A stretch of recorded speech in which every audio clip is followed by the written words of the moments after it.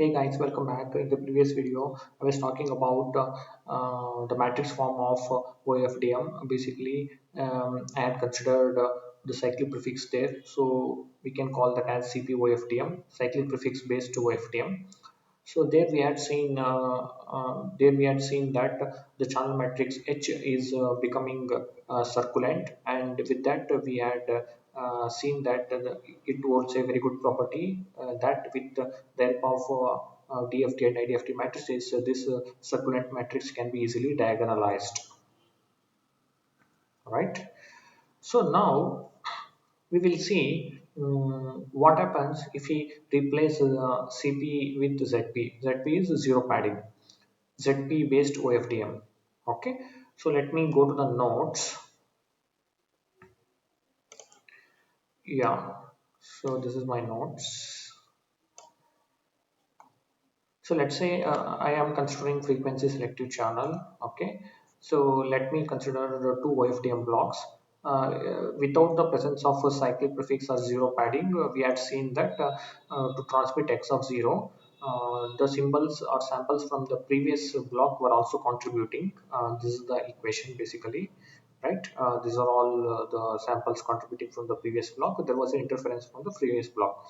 To eliminate this, basically what we had seen is so when we transmit this, okay, this is one block. When we transmit this x of 0, we can what we can do is the last L samples we can take it and place it in the beginning. That's what we call it as cyclic prefix, right?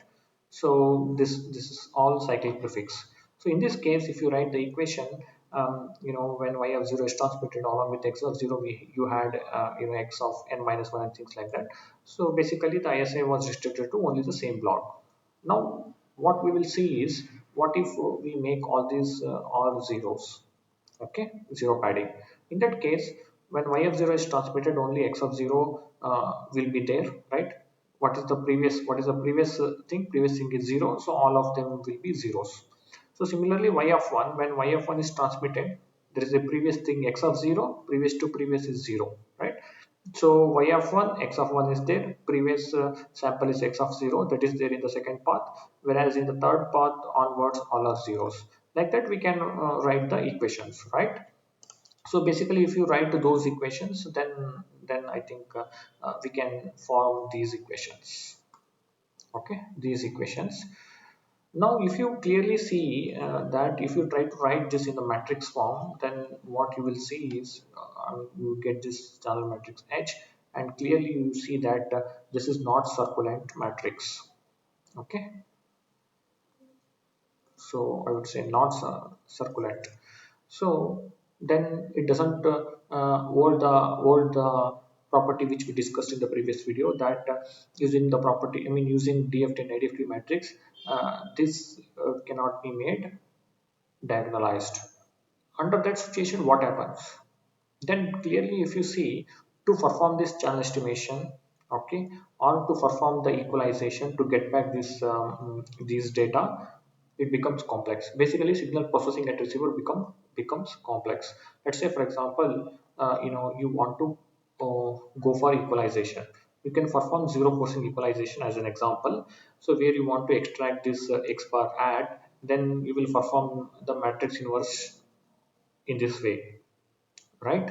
We will apply the least square estimate in this way. You can see that there is a matrix inversion. This matrix is of n cross n, then definitely you have to perform this huge matrix inversion. Okay, so definitely the channel estimation and equalizations are becoming very complex at the receiver side. So this is one disadvantage. But in the literature, if you go through many IEEE papers, you will see that there are many schemes that are proposed where you can have some kind of approximation, and then you can try to estimate the channel, and as well as you can perform the equalization. But those are all not very much optimal, they are all suboptimal.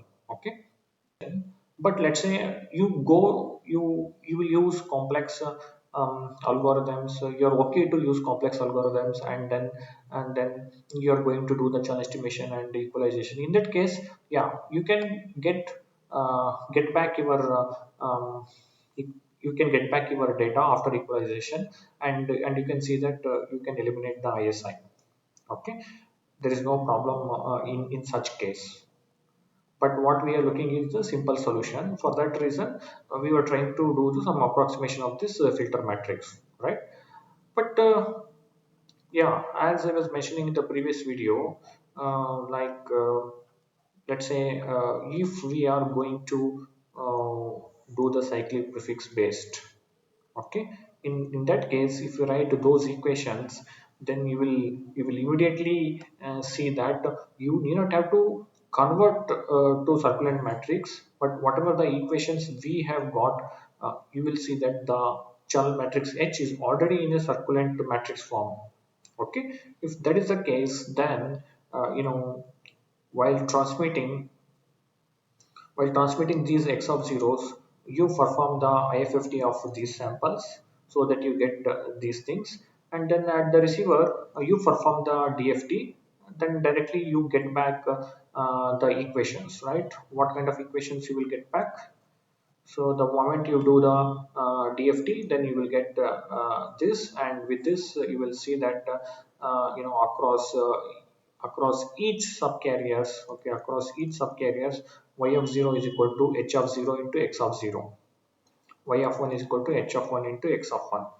So across each subcarriers, you will see that you are getting the flat fading channel equations, and there is no ISI.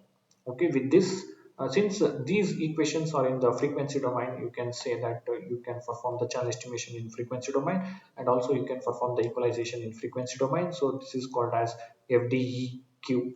Okay, frequency domain equalization. So these simpler equations, you see that the channel estimation or the equalization can be performed much simpler. Okay, I hope you got the clarity. But apart from that, I want to mention a couple of things. That is, let's say, I will write it here. So if you are going for zero padding, right, you will not transmit anything for certain duration, and then you will have something to transmit, right? So there is no constant envelope, or there is a variations in the envelope seen. This burdens the power amplifier, so power amplifier design would be little bit tricky. That's another disadvantage with the zero padding. Point. So if you're using CP based OFDM, right? There are certain algorithms where using cyclic prefix, the timing offset algorithms are developed. You can estimate the timing offset. Those advantages are there, but with if you're transmitting zeros, then you have to rely on some other scheme to estimate the timing offset. Okay, so I hope we got the complete clarity. Mm. So this is one of the important concept which would be asked in the interviews mostly. Like you are using the CP based OFDM, why can't you go for zero padding? If you are going for zero padding, what would be the challenges at the receiver, okay, or the transmitter? I hope with this video you got the clarity. Thank you very much. Have a great day. Bye bye. Please do subscribe to the channel.